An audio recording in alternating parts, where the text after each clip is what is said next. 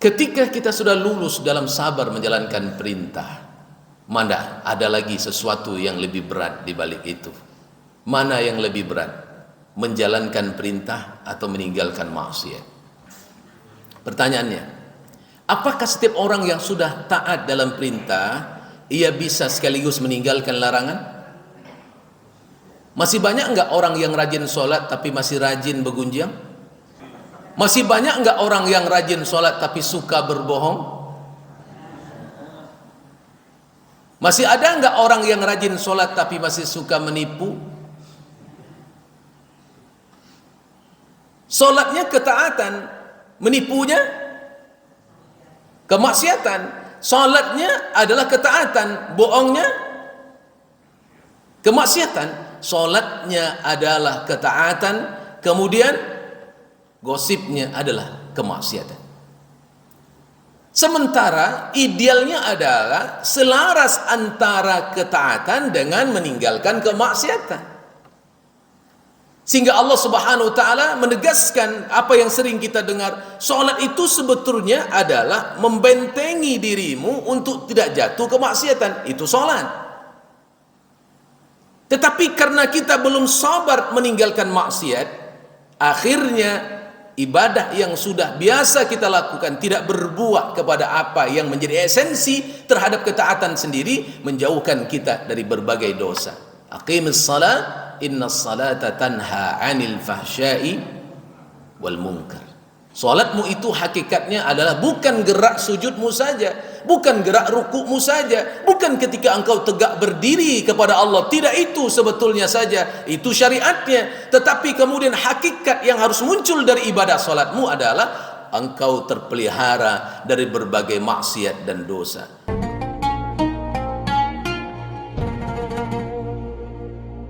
Assalamualaikum warahmatullahi wabarakatuh.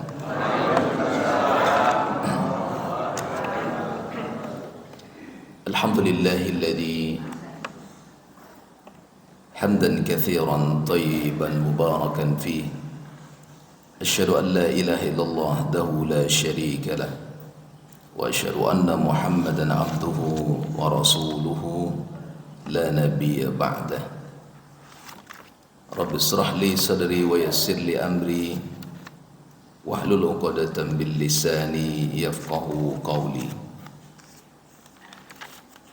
Qala Allah Ta'ala fil Qur'anil Karim, A'udzu billahi minasy syaithanir rajim. Bismillahirrahmanirrahim.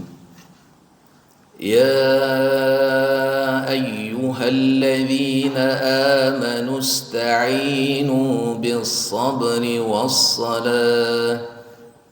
Inna Allaha ma'as sabirin. Shadaqallahul adzim. Para alim, para tuan guru, jadi pandai, tokoh masyarakat, imam masjid yang dirahmati Allah, teristimewa kepada seluruh bapak ibu kaum muslimin wal muslimat rahimani wa rahimakumullah. Bersyukur kita kepada Allah di subuh yang berkah ini. Allah karuniakan kita nikmat kesehatan dan kesempatan, dan kemudian Allah karuniakan nikmat yang paling tinggi, iman dan keislaman, sehingga hari ini, subuh ini, kita hadir di rumah Allah dalam rangka taqarrub ila Allah, membuktikan ketundukan dan ketaatan di hadapannya. Salam dan salam kepada Rasulullah sallallahu alaihi wasallam. Allahumma salli ala sayyidina Muhammad wa ala ali Muhammad. Assalamu alayka ya Rasulullah. Al-Quran menjelaskan kepada kita, ada media yang kita jadikan sebuah sarana untuk meminta pertolongan kepada Allah. Ada cara, ada jalan yang sudah disiapkan oleh Allah Subhanahu wa taala agar kita mengambil peluang ini untuk dijadikan sebuah jalan menuju Allah dalam meminta pertolongan kepadanya.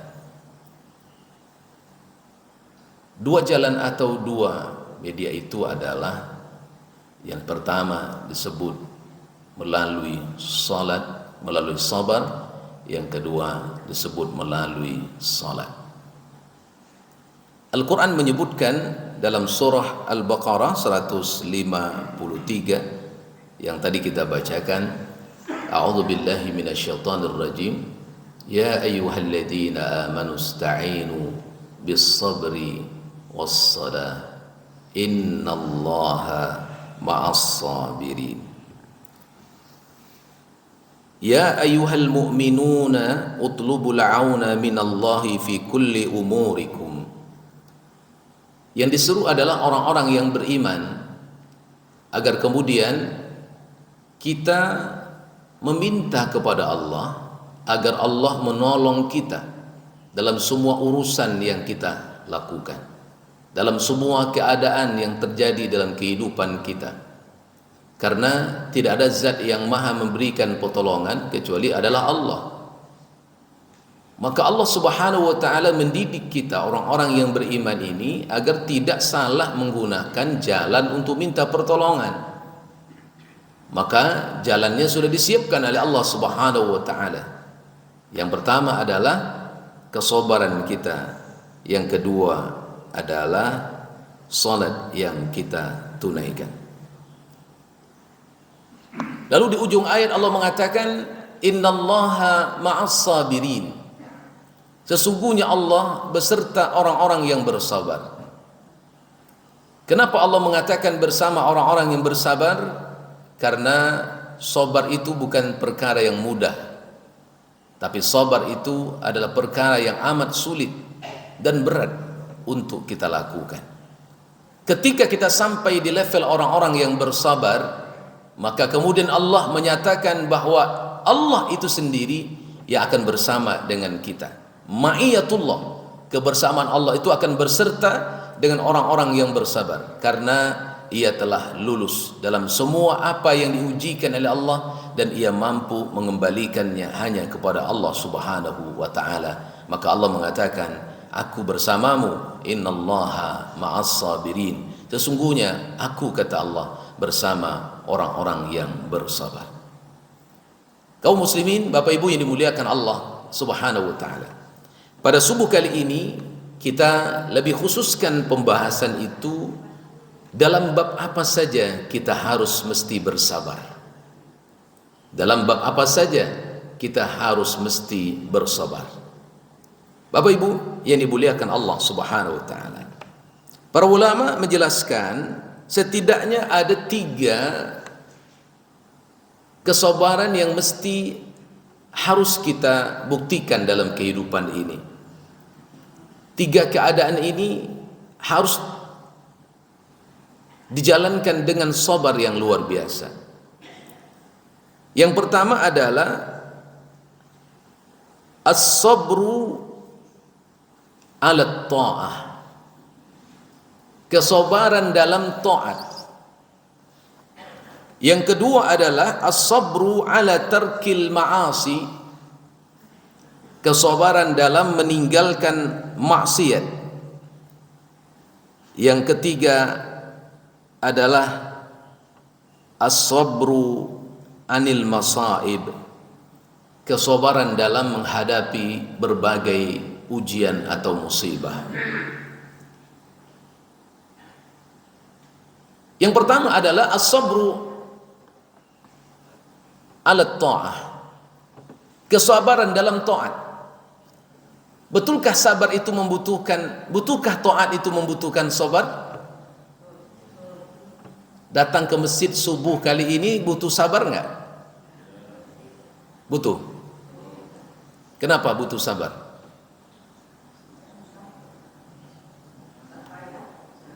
Oh, enggak payah. Berat. Ya. Ibadah itu syariat yang diperintahkan oleh Allah. Ujiannya adalah ujian keimanan. Bagi orang-orang yang kemudian imannya lemah, perintah ini bukan perintah yang mudah.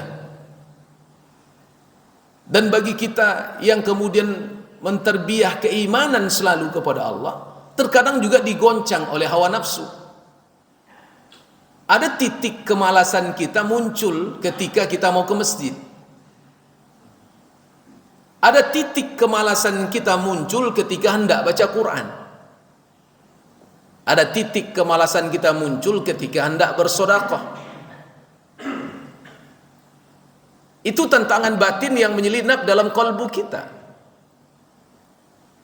Disitulah dibutuhkannya kesabaran dalam taat kepada Allah. Karena hakikat dari semua yang mengantarkan kita kepada surga itu, secara hawa nafsu tidak suka hawa nafsu memandangnya. Itu catatan yang perlu kita simpulkan. Dan kesimpulan itu bukan kita manusia yang mengajarkan seperti kita manusia biasa, tapi Rasulullah sendiri yang telah memberikan kesimpulan itu. Dalam hadis riwayat Imam Muslim yang datang dari Anas bin Malik, di mana Rasulullah sallallahu alaihi wasallam mengatakan, huffatil jannatu bil makarih. Surga itu selalu dikelilingi sesuatu yang tidak disukai oleh hawa nafsu manusia. Seringnya hawa nafsu kita subuh begini gimana? Lalu memperpanjang tidur, istirahat, ya kan? Itu yang senangnya hawa nafsu. Hawa nafsu kita itu mau enjoy saja, mau bebas. Sehingga kemudian ketika ada kesabaran dalam mendidik hawa nafsu kita, bagaimana ia mampu stabil dalam ketaatan, maka itu butuh perjuangan. Maka sabar itu dibutuhkan di dalamnya. Apalagi ketika dimensi ketaatan itu makin meninggi, makin meningkat, perintahnya makin berat, disitulah loyalitas ketaatan itu dibutuhkan dengan kesabaran. Sehingga Al-Quran menggambarkan kepada kita, Bapak Ibu yang dimuliakan Allah, sejak dulu para anbiya wal mursalin itu diuji dengan bab ini. Akan tetapi ada yang lebih spesial dijelaskan oleh Allah tentang ujian bagaimana ia lulus dalam bab ketaatan, karena sesungguhnya ia sabar melaksanakannya, dan itu adalah perintah yang amat berat sekali untuk dilaksanakan. Secara hawa nafsu, pasti hawa nafsu tak suka melakukan itu, tapi berhadapan antara hawa nafsu dengan perintah Allah dalam melaksanakannya. Mana yang ia dahulukan, perintah hawa nafsu atau perintah Allah dalam melaksanakan ketaatan? Itu hanya berperang dalam batin kita.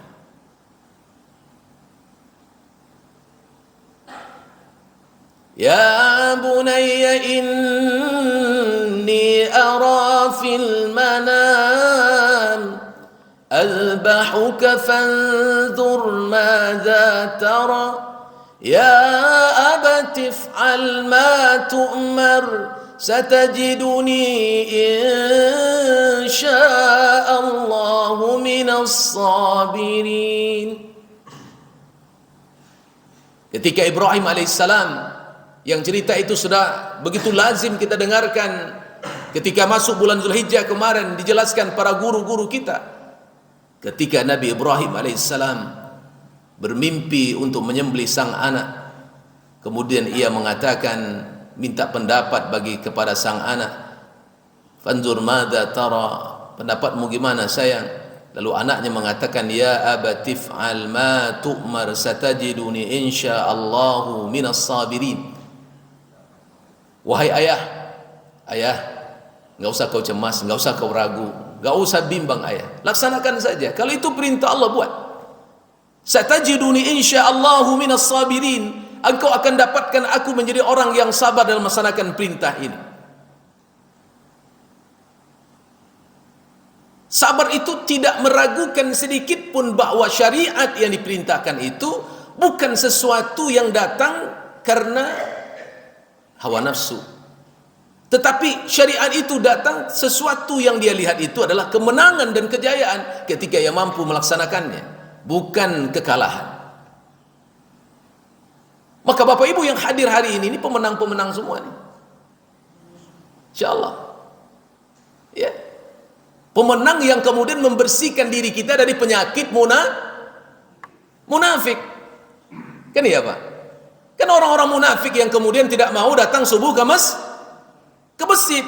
Nah, Bapak Ibu mau datang, Bapak Ibu mau duduk di masjid ini, lalu kemudian kita telah membersihkan stempel kemunafikan itu pada diri kita. Kenapa? Ibu bersabar, Bapak bersabar. Ini bukan soal rumahnya dekat atau jauh. Banyak juga tadi yang saya jalan, ibu-ibu bapak jauh dari sana, jalan ke masjid. Masya Allah.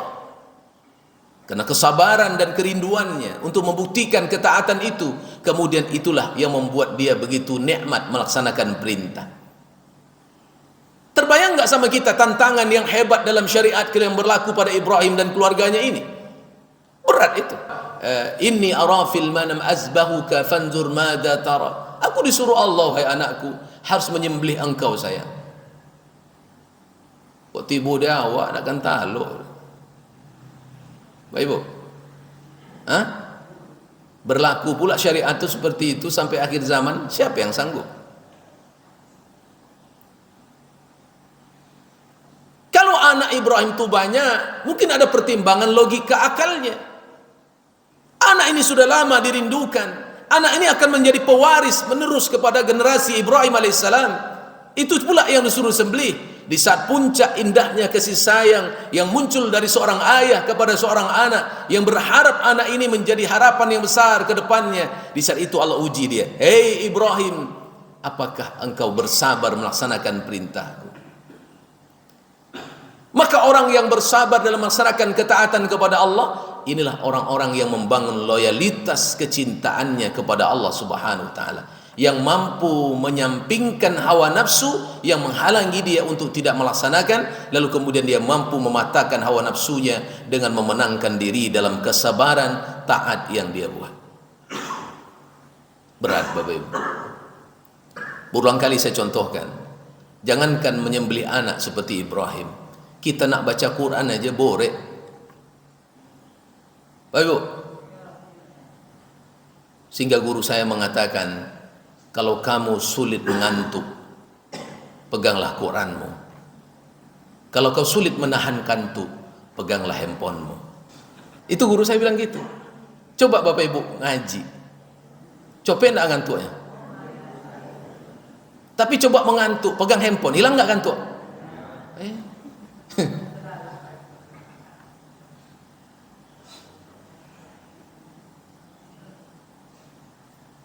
Alhamdulillahilladzi anzala ala 'abdihil kitaba wa lam yaj'al lahu 'iwaja qayyiman liyunzira ba'san shadidan min ladunhu wa yubashshiral mu'minin. Semangat awalnya itu, ya, ujung ke ujungnya hilang suaranya. Kadang-kadang kalau Quran itu di tangan mau jatuh Quran itu. Iya Bapak Ibu. Kalau nggak butuh sabar, nggak jadi Bapak Ibu. Lawan tuh kantuk, lawan tuh segala bentuk bisikan, ya, Masya Allah. Perjuangan seperti itu yang akhirnya akan membawa kemuliaan kita di hadapan Allah Subhanahu wa taala. Kalau bukan karena kesabaran dalam melaksanakan perintah, nggak mungkin tadi profil keluarga Ibrahim itu disebutkan menjadi orang-orang yang hebat dalam sejarah Islam, dan itu menjadi contoh bagi kita agar kemudian bisa mengikuti dan bisa mentauladani Nabi Ibrahim dan keluarganya dalam mentaati Allah terhadap sebuah perintah yang diperintahkan, karena dia butuh kesabaran. Makanya apa kata Ismail? Engkau enggak usah ragu ayah, aku ini orang yang sabar, aku siap menerima keputusan itu, tak ada keberatan bagi diriku karena aku menyerahkan semuanya kepada Allah Subhanahu wa taala. Itu hebatnya orang-orang yang bersabar dalam taat kepada Allah Subhanahu wa taala. Mari kita latih Bapak Ibu jiwa kita untuk bersabar dalam melaksanakan semua perintah-perintah Allah Subhanahu wa taala, sehingga tidak ada keberatan, tidak ada keraguan dalam kita melaksanakan setiap perintah-perintah Allah yang disyariatkan, yang telah disunahkan oleh Rasulullah sallallahu alaihi wasallam kepada kita semua kaum muslimin. Bapak Ibu yang dimuliakan Allah Subhanahu wa taala. Itu yang pertama. Sabar dalam melaksanakan perintah-perintah Allah Subhanahu wa taala. Ketika kita sudah lulus dalam sabar menjalankan perintah, Mana ada lagi sesuatu yang lebih berat di balik itu? Mana yang lebih berat? Menjalankan perintah atau meninggalkan maksiat?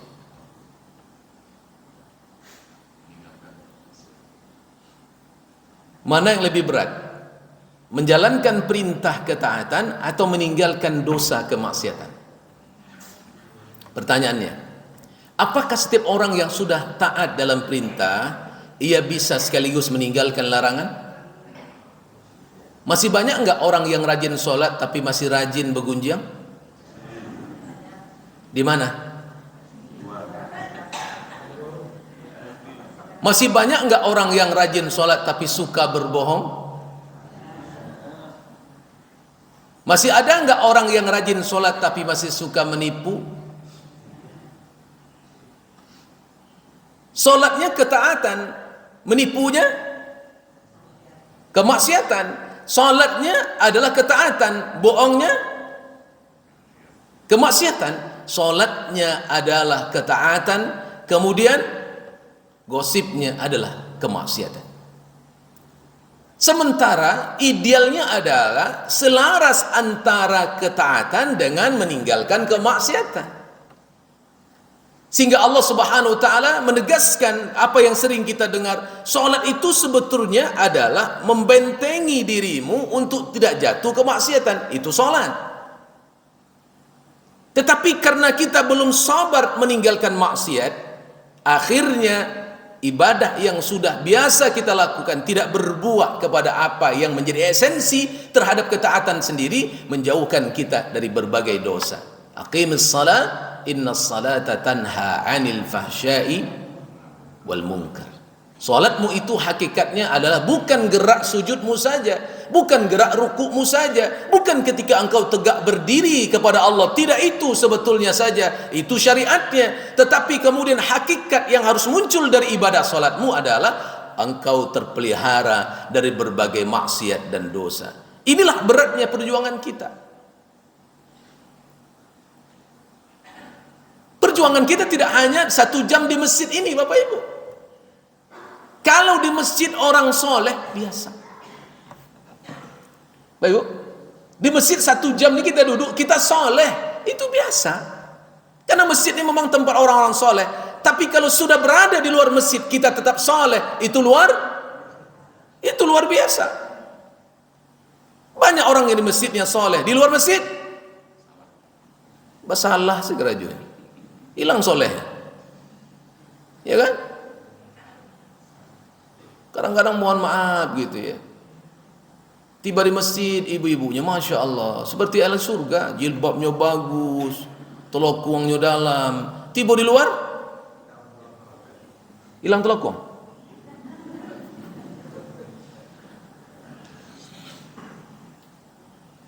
Tidak.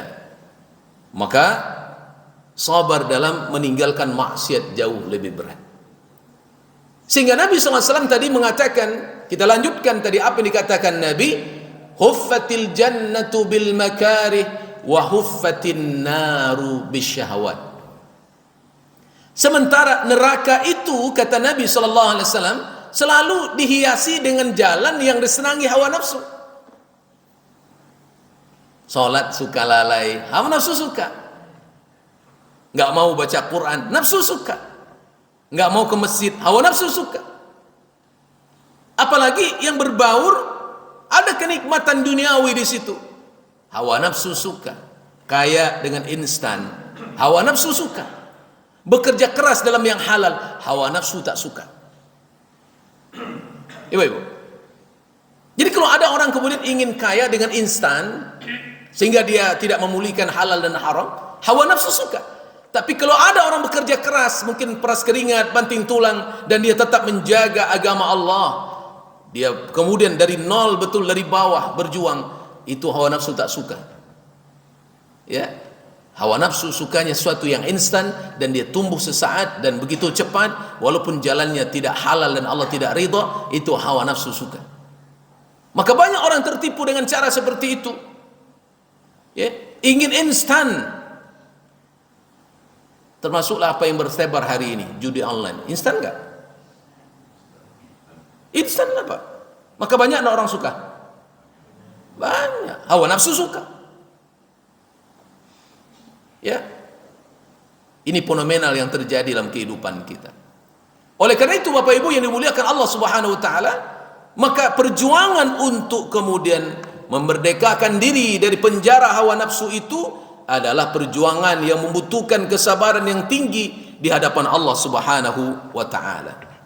Maka dari dulu sudah ada kisah yang ditampilkan oleh Allah tentang profil manusia yang terbaik dari kalangan anbiya wal mursalin, bagaimana ia mampu selamat dan bersabar dari kekangan hawa nafsu yang bergejolak dalam batinnya. Siapa dia?